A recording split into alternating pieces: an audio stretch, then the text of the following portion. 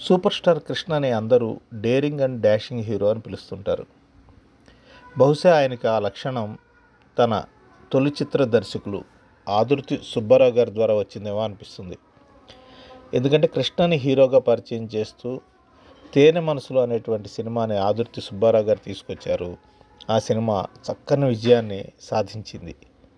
ఆ తర్వాత అదే ఆర్టిస్టులు అదే టెక్నీషియన్స్తో ఆదుర్తి గారు తెరకెక్కించినటువంటి రెండో సినిమా కన్నె మనసులు. తేనె మనసులు సినిమాని కలర్లో తీసినటువంటి ఆదుర్తి సుబ్బారావు గారు ఆ తర్వాత తీసిన కన్నె మనసుల్ని బ్లాక్ అండ్ వైట్లో తీయడం అన్నది నిజంగా ఒక రకంగా సాహసం అనే చెప్పాలి. కానీ ఆయన ఆ సాహసానికి పూనుకున్నారు. విశేషం ఏంటంటే కన్నె మనసులు సినిమా షూటింగ్ కోసం మరోసారి చెన్నై వచ్చినటువంటి సూపర్ స్టార్ కృష్ణకు అప్పుడే గూఢచారి 116లో కూడా నటించే ఆస్కారం లభించింది.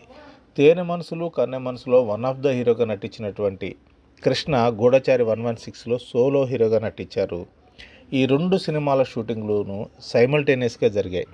కన్నె మనసులు సినిమా కరెక్ట్గా 59 సంవత్సరాల క్రితం జూలై 22, 1966లో విడుదలైంది. ఆ తర్వాత నెల రోజులకే గూఢచారి 116, నిజం చెప్పాలంటే నెల రోజులు కూడా కాదు, 20 రోజులకే గూఢచారి 116 సినిమా విడుదలై అఖండ విజయాన్ని సాధించింది. గూఢచారి 116 విజయంలో కన్నె మనసులు ఒక రకంగా నిలబడలేదు అని చెప్పాల్సి ఉంటుంది.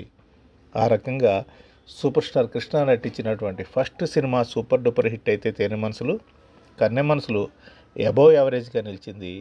ఇక మూడో సినిమా గూఢచారి 116 ఆయనకి కెరియర్కి బలమైన పునాదిని వేసింది. ఇక కన్నె మనసులు సినిమా విషయానికి వస్తే ఇందులో రామ్మోహన్ సుకన్య జంటగా నటిస్తే కృష్ణ సంధ్యారాణి మరో జంటగా చేశారు. గుమ్మడి సూర్యకాంతం కీలక పాత్రలు పోషించారు. ఈ సినిమాకి కథ ముళ్ళపూడి వెంకటరమణ అందించారు. మాటల్ని ప్రముఖ నాటక రచయిత ఎన్ఆర్ నంది సమకూర్చారు.